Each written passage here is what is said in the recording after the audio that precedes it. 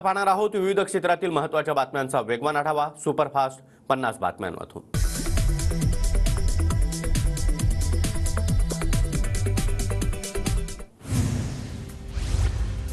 ठाकरे कुटुंबाचं कथित 19 बंगल्यांच्या घोटाळ्याप्रकरणी आज मुंबई हायकोर्टात सुनावणी। आधीच्या सुनावणी दरम्यान कोर्टानं किरीट सोमय्यांना फटकारलं होतं। खासदार संजय राऊत आज पुणे दौऱ्यावर, ठाकरे गटाच्या पदाधिकाऱ्यांसोबत संवाद साधणार। भाजपचे प्रदेशाध्यक्ष चंद्रशेखर बावनकुळे आज सोलापूर दौऱ्यावर, पंतप्रधान मोदींच्या दौऱ्याच्या पार्श्वभूमीवर बावनकुळे वॉरियरसोबत संवाद साधणार। सोलापूरच्या कुंभारीमध्ये पंतप्रधान नरेंद्र मोदींची 19 जानेवारीला सभा। सभेसाठी 5 लाख स्क्वेअर फुटांचा मंडप उभारला जातोय। 1 लाख कामगार या सभेला उपस्थित राहणार। दिल्लीतील भाजप बैठकीमध्ये महायुतीचा फॉर्म्युला ठरल्याची सूत्रांची माहिती। भाजप 32, शिंदे गट 10 तर अजित पवार गटाला 6 जागा मिळणार असल्याची माहिती। राष्ट्रवादीच्या आमदार अपात्रतेबाबतची सुनावणी। दोन्ही गटाच्या सदस्यांना फेरसाक्षीसाठी 20 जानेवारीपासून बोलावण्यात येणार।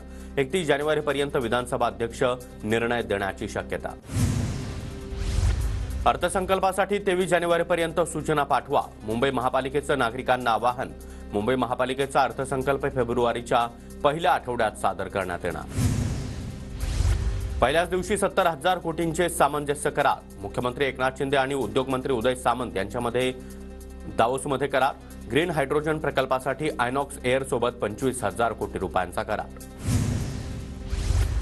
प्रकाश आंबेडकरांना राहुल गांधींकडून भारत जोडो न्याय यात्रेचं निमंत्रण। आधी इंडिया आघाडीत घ्या, मग भारत जोडो यात्रेमध्ये येतो। राहुल गांधींच्या निमंत्रणावर प्रकाश आंबेडकरांची नवी अट। 1.5 वर्षांपूर्वी महायुती झाली, त्याच्या 2 वर्ष आधीच भाजप आणि राष्ट्रवादीची युती झाली। माजी मंत्री आणि फडणवीसांचे निकटवर्तीय परिणय फुके यांचा गोंदियामध्ये गौप्यस्फोट। 2024 मध्ये अजित पवार मुख्यमंत्री होतील। दिल्लीतल्या 2 बड्या नेत्यांचा अजित पवारांवर विश्वास। अजित पवार गटाचे आमदार अमोल मिटकरी यांचं वक्तव्य। सगळे सोयरे हा शब्द, त्याचबरोबर नोंदींवरून 20 तारखेच्या आत मार्ग निघाल्यास मुंबईत आंदोलन नाही, जरांगेंची माहिती। तर 54 लाख नोंदींवरून 20 जानेवारीच्या आतच जात प्रमाणपत्र द्या, जरांगेंची सरकारकडे मागणी। सोलापूरच्या करमाळ्यातील आदिनाथ कारखाना वाचवण्यासाठी आता सर्वपक्षीय नेत्यांची बैठक। आमदार रणजितसिंह मोहिते पाटील यांच्या प्रमुख उपस्थितीमध्ये बैठक। मुंबई महानगरपालिकेचे फेब्रुवारीच्या पहिल्याच आठवड्यात बजेट। मालमत्ता कर आणि पाणीपट्टी वाढीची शक्यता नाही। मुंबईमध्ये थंडीची चाहूल। मुंबईच्या कमाल आणि किमान तापमानामध्ये लक्षणीय घट। किमान तापमान 20 अंशाखाली तर कमाल तापमानही 30 अंशांपेक्षाही कमी। पुढील काही दिवस उत्तर महाराष्ट्रासह राज्याच्या अन्य भागात देखील थंडीमध्ये वाढ होण्याचा अंदाज। दिल्लीसह उत्तर भारतात थंडीची लाट। संजय गांधी उद्यानाला 6 विद्युत बस। बोरिवलीतील राष्ट्रीय उद्यान, ठाणे खाडी, फ्लेमिंगो अभयारण्यामधील काही जमिनींबाबत बुलेट ट्रेन प्रशासनाकडून कोट्यवधींची नुकसान भरपाई। मुंबईतील 4 विभागामध्ये आज पाणीपुरवठा बंद। ए, बी आणि ई विभागातील पाणीपुरवठा सकाळी 10 वाजेपासून 24 तास बंद राहणार। नागरिकांना काटकसरीनं पाणी वापरण्याचं पालिकेचं आवाहन। पिंपरी चिंचवड शहराचा पाणीपुरवठा उद्या बंद राहणार। शुक्रवारी कमी दाबानं पाणीपुरवठा होणार। देखभाल दुरुस्तीची कामं करण्यात येणार। धुळे तालुक्यातील सिंदखेडा तालुक्यामध्ये भीषण पाणी टंचाई। 20 गावांमधील 23 विहिरी अधिग्रहित। डाबली गावामध्ये पहिला टँकर सुरू। रत्नागिरीच्या चिपळूण शहरातील पाईपलाईन फुटली। गटारीचं काम चालू असताना पाईपलाईन फुटली, हजारो लिटर पाणी वाया। मुंबई विद्यापीठाची सिनेट निवडणूक लांबणीवर। 2 आठवड्यामध्ये सिनेट निवडणूक घेण्याचे आदेश देण्याची मागणी करणारी याचिका कोर्टानं फेटाळली। मुंबईचं दिघा रेल्वे स्थानकातील त्रुटी भविष्यामध्ये त्रासदायक। दिघा रेल्वे स्थानकाला ठाणे बेलापूर मार्गावरून प्रवेशद्वार असल्यानं वाढत्या लोकसंख्येच्या तुलनेमध्ये अधिक त्रासदायक ठरणार। पश्चिम महाराष्ट्र आणि कोकणाला जोडणारा वैभववाडी तालुक्यातील करूळ घाट 2.5 महिने बंद राहणार। मजबूतीकरण आणि रुंदीकरणाच्या कामासाठी घाट बंद ठेवण्याचा निर्णय।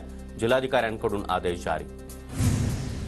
नंदुरबारच्या नवापूर तालुक्यातील खांडबारा ग्रामीण रुग्णालयामध्ये रुग्णवाहिका नसल्यामुळे रुग्णांचे मोठे हाल। खांडबारा ग्रामीण रुग्णालयाला 107 रुग्णवाहिका उपलब्ध करून देण्याची नागरिकांची मागणी। नंदुरबार बाजारपेठेमध्ये मिरचीची आवक वाढली। 2 लाख क्विंटलपेक्षा अधिक मिरची बाजारपेठेमध्ये दाखल। विक्रमी आवक झाल्यानं मिरचीच्या दरात घसरण। धुळ्याच्या सिंदखेडा तालुक्यामध्ये कापसाला योग्य भाव नसल्यामुळे खरेदी केंद्रावरून कापूस माघारी नेण्याची शेतकऱ्यांवर वेळ, कापसाला भाव देण्याची शेतकऱ्यांची मागणी. वर्ध्याच्या आर्वीमध्ये संतप्त शेतकऱ्यांनी कापूस पेटवून प्रतिकात्मक आंदोलन केलं. कापसाला प्रति क्विंटल 10,000 रुपये भाव देण्याची मागणी. कृषी उत्पन्न बाजार समितीच्या प्रवेशद्वारापुढे कापूस पेटवून शेतकऱ्यांचं आंदोलन. नांदेडमध्ये अंगणवाडी सेविकांचा विविध मागण्यांसाठी राज्यव्यापी संप. आज सेविकांचा जिल्हा परिषदेवर मोर्चा. सरकार विरोधामध्ये जोरदार घोषणाबाजी. राज्यव्यापी संपाकडे जळगावातील आशा सेविकांची पाठ. 15 ते 20 आशा सेविका संपामध्ये सहभागी नाहीत. महापालिका आयुक्तांचं निवेदन. पगारामध्ये कपात होत असल्यानं संपात सहभागी नाहीत. पुण्याच्या भोर पंचायत समोर आंदोलन करत आशा सेविकांची जोरदार घोषणाबाजी. आरोग्यमंत्र्यांनी मान्य केलेल्या मागण्यांचा निर्णय अद्याप पूर्ण न झाल्यानं सेविकांचा संप. कामकाजावर बहिष्कार टाकत आरोग्य विभागाला पत्र.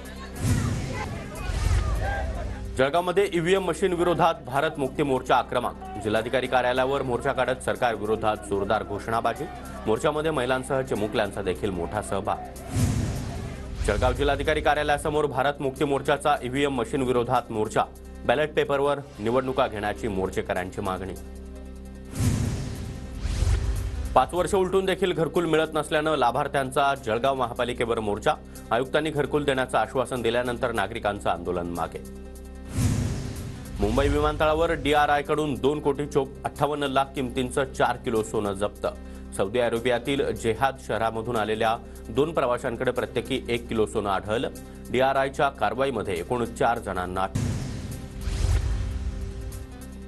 रेल्वेमध्ये गर्दीचा फायदा घेऊन मूल्यवान वस्तू आणि मोबाईल चोरणाऱ्या सराईत चोरट्यांना बेड्या. मोबाईलसह 27,000चा मुद्देमाल जप्त. कल्याण लोहमार्ग पोलिसांची कारवाई. पुण्यामध्ये महावितरण वीज मंडळाच्या कामावर आक्षेप. गोखले संस्थेच्या पाहणीमध्ये अनेक गैरप्रकार उघडकीस. आळंदीच्या संत ज्ञानेश्वर महाराज संस्थान समितीच्या मुख्य विश्वस्तपदी राजेंद्र उमाप यांची निवड. समितीचा मासिक सभेमध्ये नियुक्ती करण्यात आली. शासनाच्या मुद्रांक विभागाच्या अभय योजनेला अल्प प्रतिसाद. 2,000 कोटी रुपये निधी शासनाच्या तिजोरीमध्ये जमा करण्याचं मुद्रांक विभागाचं उद्दिष्ट. येणाऱ्या लोकसभा निवडणुकीच्या पार्श्वभूमीवर नंदुरबार लोकसभेमध्ये 1,08,000 नवीन मतदारांची नोंद. प्रशासनाकडून अंतिम यादी तयार करण्याचं काम सुरू. नंदुरबार जिल्ह्यातील बेरोजगारांना संधी उपलब्ध करून देण्याचा प्रयत्न. जिल्ह्यातील स्थलांतर रोखण्यासाठी जिल्हा प्रशासन आता ॲक्शन मोडवर.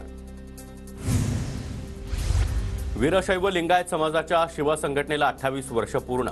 परभणीमध्ये 28 जानेवारीला शिवा संघटनेचा वर्धापन दिन होणार.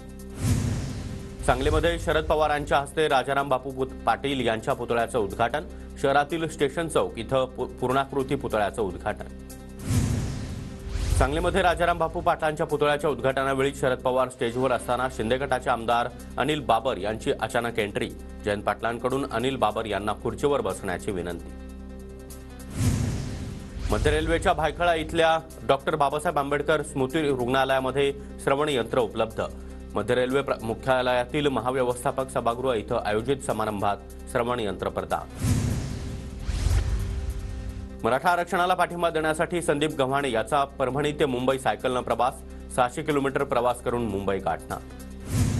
धुळ्याच्या पांझरा नदीपात्रामध्ये राम मंदिराची प्रतिकृती साकारण्याचं काम सुरू. 110 फूट लांब आणि 60 फूट उंच आकाराचं मंदिर हुबेहूब अयोध्येतील राम मंदिराप्रमाणेच असणार.